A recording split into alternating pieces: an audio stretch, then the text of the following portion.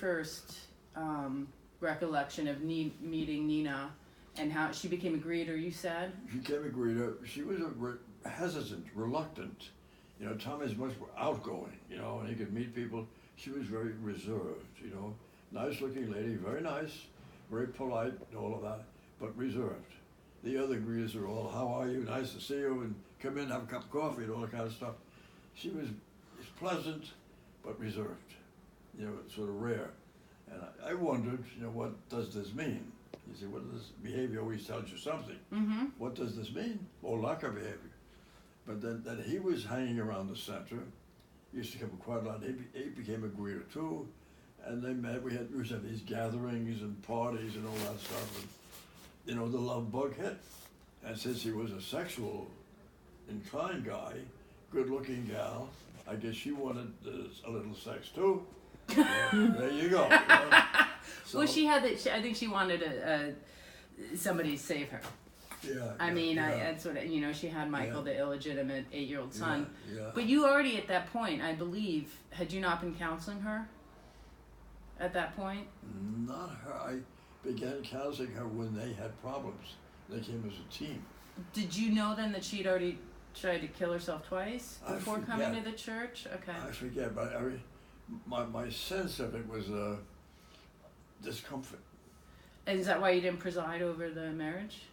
Well, they chose Norman O'Connor rather than me because of my, okay. You know, they chose him. Yeah. I was friendly with him and all that, but I'm unhappy with the marriage. Yeah. I say, there's something about this which makes me uncomfortable. I trust my vibes. Did you tell Tommy that? I think so. And what did he say? I forget. I think he was so much in love, and you know, didn't make a bit of difference. You know. Well, let me read to you this. So. Yeah. All right. It was at this point I met Nina Arma, 1 month after seminary school, coming back here, who in less than 6 months would be my wife. She qualified, I thought, in several areas to be a good choice. She had been a professional dancer, therefore understood the music show business and insecurity. She was then active in the spiritual life, Legion of Mary. Mm-hmm. She had an illegitimate 8-year-old son, who I thought, in my judgment, was raising very well. She was intelligent, beautiful, quite a good choice, I thought. There was an added feature. She confessed to having attempted suicide on 2 previous occasions, the last of which was a very serious attempt which failed miraculously. The courtship was virtually non-existent, in and out of bed.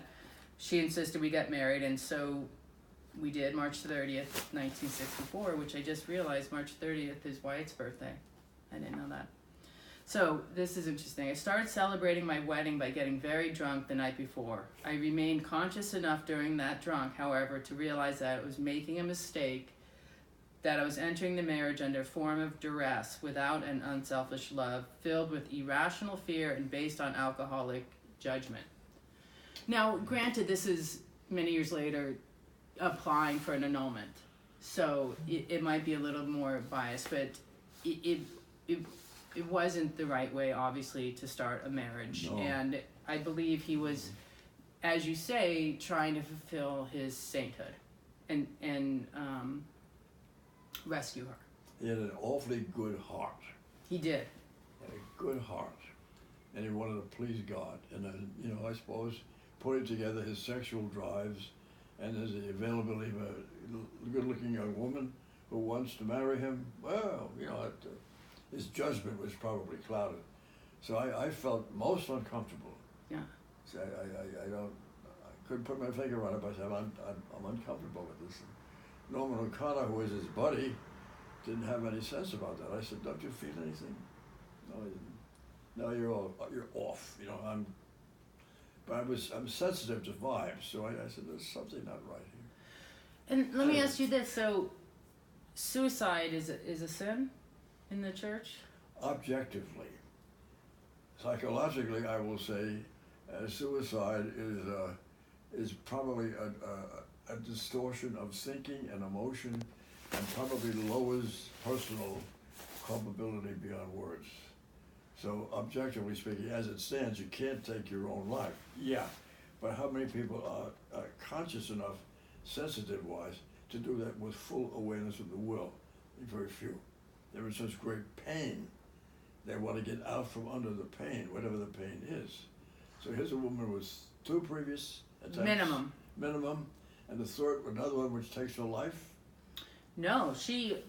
How did she die? No, so it's in here. The real bottom occurred. So he's talking about their marriage going downhill, seeking counsel. Yeah. That's where they came to see me. And 3 children, right? Yeah. Us. So he goes, but the real bottom occurred one night when I arrived home and was greeted at the door by my daughter, then age 4. That would be my older sister. So I was 2. Who informed me that Mommy had fallen out of the bed. I found my wife on the floor in the bedroom, a victim of a severe overdose of drugs and alcohol and attempted suicide. During her hospitalization period, it is unanimously agreed by the attending physicians that she would have to be committed to a mental institution because she was a definite threat to herself and our 3 very small children.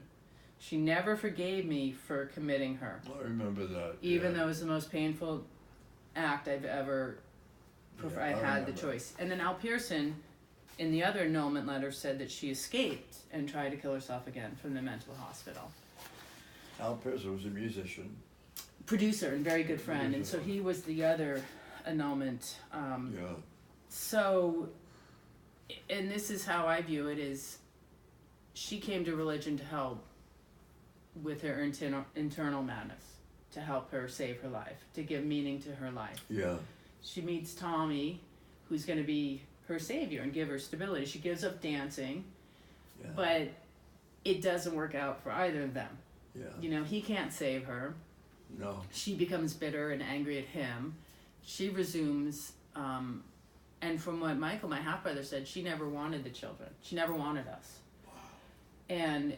And she resumes her suicidal ways and her rageful ways, and you know, he goes further down. He's drinking more, and even though he's doing well in his career, and it just, you know, and at one point she attacked Michael with knives, with 2 knives, and he thought that you were a psychiatrist that had prescribed medicine to her, but you weren't. It was someone else. It's in here. Yeah. You counseled them. Did you counsel her individually or just them as a couple? Just as a couple. Just as a couple. Yeah. And